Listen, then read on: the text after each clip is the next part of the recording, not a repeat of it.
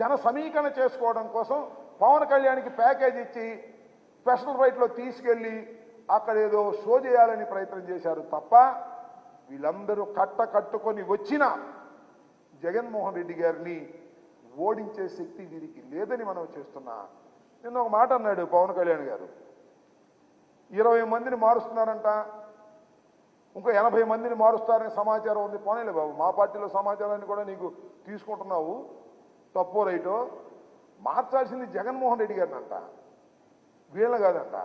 నువ్వు మార్చవయ్యా జగన్మోహన్ రెడ్డి గారిని. చంద్రబాబు నువ్వు కలిసి రండి మారుద్దురని మనవి చేస్తున్నా, రండి పోటీ చేయమని మనవి చేస్తున్నా. మిమ్మల్ని మార్చడం ఎవ్వరూ మార్చలేరు. ఎందుకంటే మీరు హైదరాబాదు నివాసులు, మీరు ప్రతిపక్షంలో ఇవాళ నువ్వు ఓడిపోతావు, నీ లోకేష్ ఓడిపోతాడు, చివరికి కుప్పంలో చంద్రబాబు కూడా ఓడిపోవడం ఖాయం.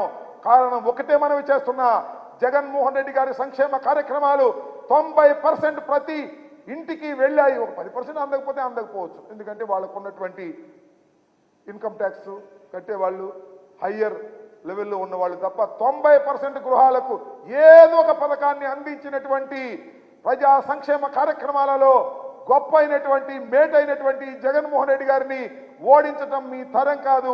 ఒకసారి కలిసి వచ్చి ఈ రాష్ట్రాన్ని సర్వనాశనం చేశారు. ఈసారి మీరు కలిసి వచ్చినా మీరు సర్వనాశనం చేసింది ప్రజలకు గుర్తుంది.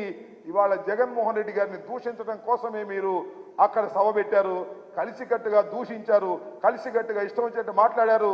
ప్రజలు గమనిస్తున్నారు, దానికి సరైనటువంటి సమాధానం చెప్తారు ఈ రాష్ట్ర ప్రజలని కూడా ఈ సందర్భంగా నేను మనవి చేస్తున్నాను. మిమ్మల్ని మార్చడం మాత్రం ఎవరి వల్ల కాదు, మీరు ప్రతిపక్షంలోనే ఉంటారు. ఆ ప్రతిపక్షంలో కూడా మీకు గెలవని దశలో ఉంటారని ఈ సందర్భంగా చెప్పదు.